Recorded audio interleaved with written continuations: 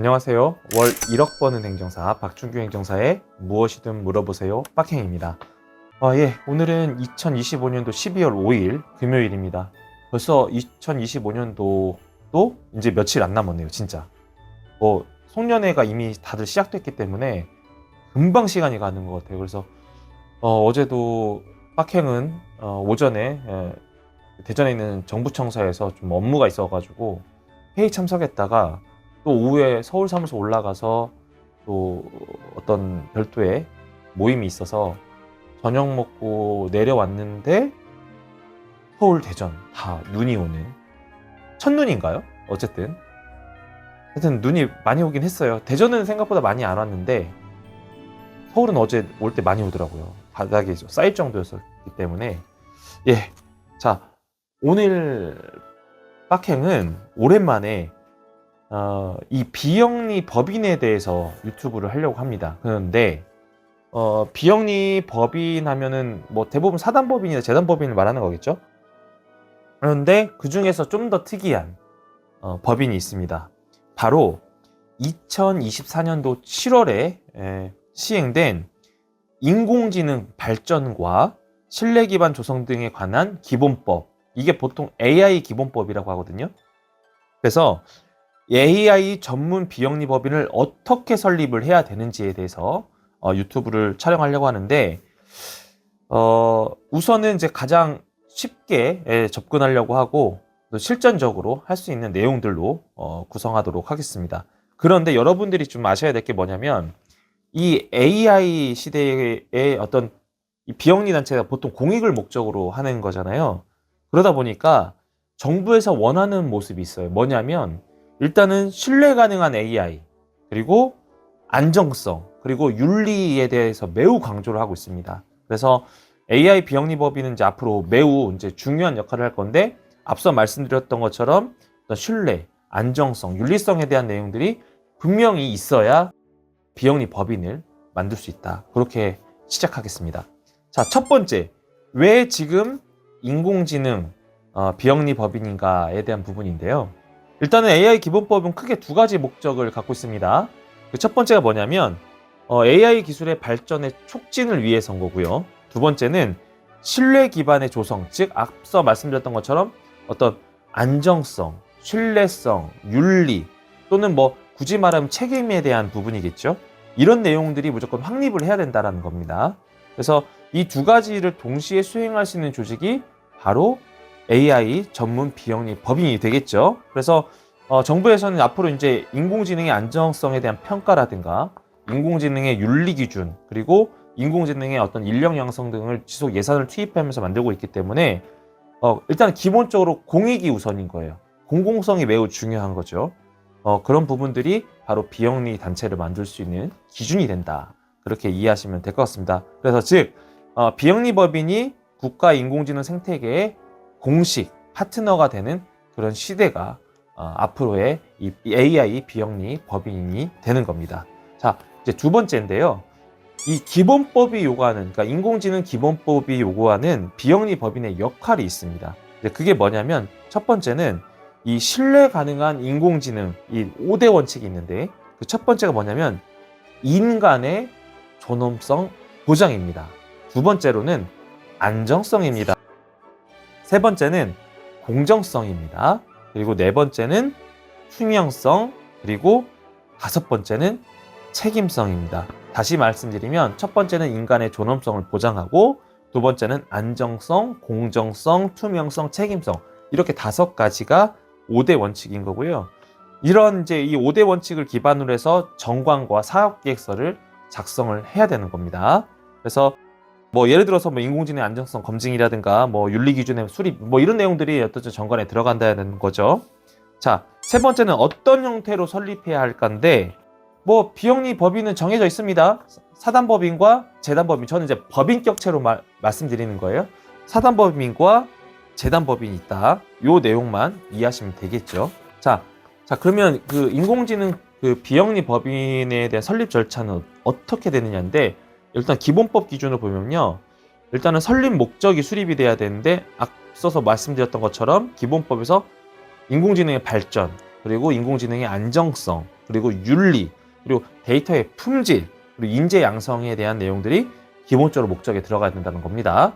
두 번째는 이제 정관을 작성하는데 이 정관도 뭐가 들어가느냐? 인공지능의 신뢰성, 안정성, 그리고 데이터의 품질과 그 보호 기준, 그리고 알고리즘의 투명성을 확보를 위한 내용, 그리고 인공지능 윤리에 대한 준수 원칙, 그리고 고위험 인공지능 관리를 위한 체계, 이런 내용들이 기본적으로 정관에 들어가야 된다는 말씀을 드리는 거고요. 그리고 나머지는 거의 비영리단체 만드는 거하고 똑같습니다. 뭐 창립총회하고, 예, 주무관청 허가 신청하고, 그다음에 법원에 설립 등기하고, 그리고 이제 세무서에 이제 고유번호증을 발급받는 그런 형태겠죠. 그래서 뭐 인공지능에 관련된 부분은 그 부처가 여러 부처에서 하고 있기 때문에 통상적으로 대표적으로 뭐 과기부, 산자부 뭐 등등 있겠죠. 이런 쪽에서 설립 인가를 받으시면 된다. 그렇게 이해하시면 될 것 같고요. 다섯 번째로는 기본법 기준으로 이제 목적 사업의 5대 영역이 있습니다. 5대 영역인데 앞서 말씀드렸던 것처럼 인공지능의 어떤 신뢰성, 안정성의 기반이 조성된다고 말씀드렸는데 뭐 이거 당연한 거겠죠. 뭐 고위험 인공지능의 안정성에 대한 평가도 해야 되고 데이터도 검증해야 되고 알고리즘에 있는 어떤 리스크들을 이제 진단을 해야 되는 그런 내용들이 있고, 그다음에 두 번째로는 인공지능의 윤리와 책임성에 대한 부분인데 뭐 당연히 윤리에 대한 부분에 대한 가이드라인을 개발을 해야겠죠. 그리고 어떤 그 인공지능 이 모델이 완벽할 수가 없기 때문에 편향성에 대한 부분들도 있거든요. 그런 내용들도 방지하기 위한 연구를 해야 된다. 뭐 이런 내용들 있고, 그다음에 인재의 세 번째는 이제 인재 육성인데 인공지능 인재 육성과 교육인데 인재 육성이면 당연히 교육하고 하나의 테마거든요. 당연히 뭐 초등학교 때부터 대학교까지 이제 전반적인 교육에 대한 내용들이 있을 수도 있고, 그다음에 인공지능의 안정성과 윤리성에 대해서 이제 교육과 연계한 그런 내용들이 들어가야 되고, 그다음에 취약계층에 대한 어떤 우리가 왜 어떤 정보의 격차라고 얘기를 해야 되나요? 그런 부분들도 고려를 해야 된다는 겁니다. 그리고 네 번째인데 인공지능 기술의 발전과 생태계 조성인데 이제 R&D하고 연결이 되겠죠. 당연히 R&D의 어떤 지원에 대한 부분이라든가, 그리고 어떤 인공지능은 학습에 대한 내용들이 있기 때문에 이제 데이터셋을 구축한다든가 아니면 데이터셋을 구축하는 방법에 대한 연구가 분명히 들어가야 될 거고, 그리고 또 데이터셋도 구성이 되면 또 이제 오픈해야 되는 그런 부분이 있겠죠. 그리고 이제 스타트업에 대한 부분도 있을 것이고, 그리고 이제 다섯 번째는 바로 이제 사회 문제와 연결이 됩니다. 사회 문제에 대해서 해결하는 AI에 대해서 이제 프로젝트가 있는데 어떤 환경, 안전, 보건, 복지, 이게 네 가지 테마예요. 환경, 안전, 보건, 복지. 이 부분에 대해서 AI가 적용이 돼야 된다. 그리고 지역 AI 혁신 플랫폼의 구축에 대한 내용들이 바로 들어가야 된다.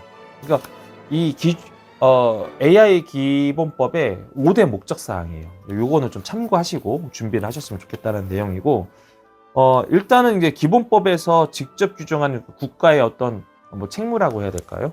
뭐 이런 부분이기 때문에 비영리법인이 허가라든가 비영리법인에서 뭔가 정부를 통해서 지원을 받고자 한다면 이 내용들이 반드시 들어가야 된다는 얘기를 좀 강조하고 싶고요.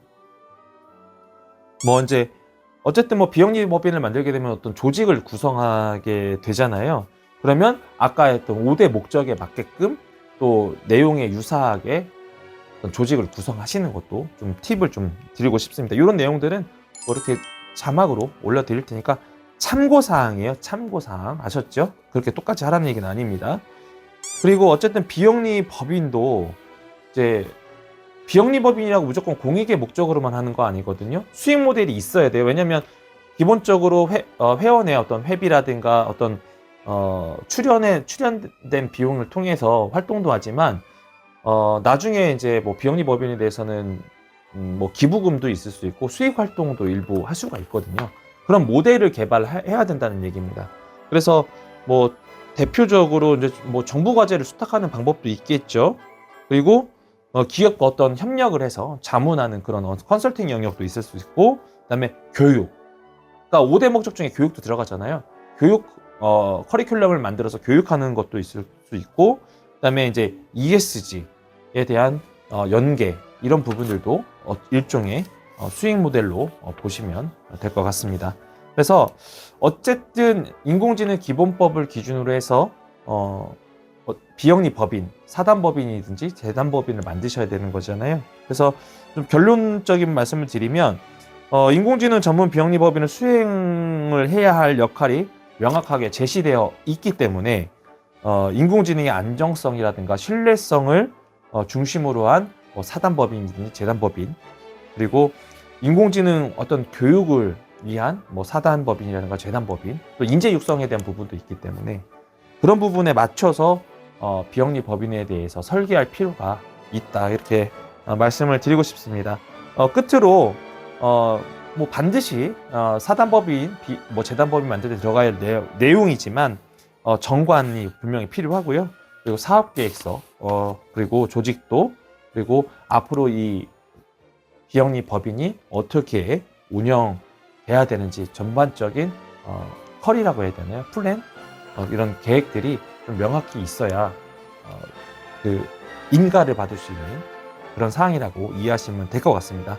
자, 인공지능에 관련된 비영리 법인, 사단법인이나 재단법인은 빡행이 말씀드렸던 것처럼 그 관련된 기본법이 있기 때문에 이 내용을 꼭 참고하시고, 아까 말씀드렸던 것처럼 5대 원칙도 있었잖아요. 그런 내용들이 반드시 있어야 설립이 가능하니까 여러분들 꼭 참고하셔서 잘 준비하셔서 설립하셨으면 좋겠다. 또 좀 어렵다, 그럼 어떻게 해요? 번호 올라갈 거예요.